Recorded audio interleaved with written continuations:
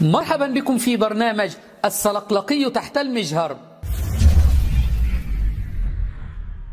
كل يوم يبتدع السلقلقي ياسر الخبيث بدعة جديدة وينسبها إلى الإسلام، واليوم معنا بدعة وهي بدعة الأسد.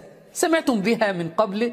يزعمون أن الحسين رضي الله عنه حينما استشهد في قرب وبلاء في كربلاء أتى أسد بذيل وأخذ يتمرغ في دماء الحسين وفي التراب ويبكي على الحسين، فمن أجل ذلك يقومون باللعب، يأتون بأسد ويلقونه في الرمال، رجل يرتدي زي أسد، لا يأتون بأسد حقيقي، وهذا الأسد يتمرغ ويرفع الرمال، ويأتون بتمثال على أساس أنه جثة ويتمرغ هذا الأسد في هذا التمثال على أساس أنه الحسين.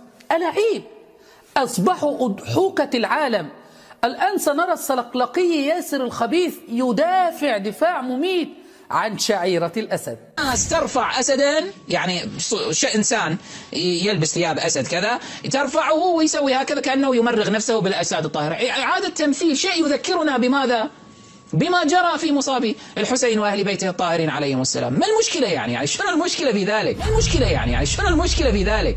نشاهد الآن هذه الشعيرة وهم يطوفون بها في شوارع بغداد الأسيرة. للأسف ما سترونه الآن يفعل باسم الدين في بلد العراق الأسير.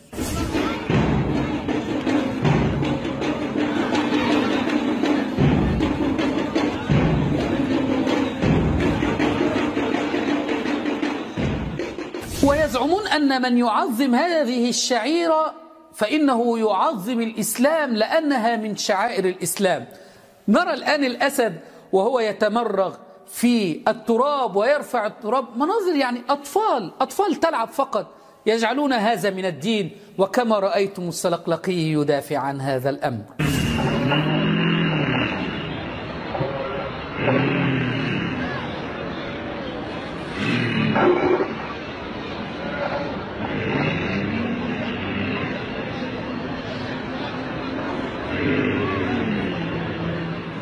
أسد موالي أيها النواصب كما يزعم الشيعة.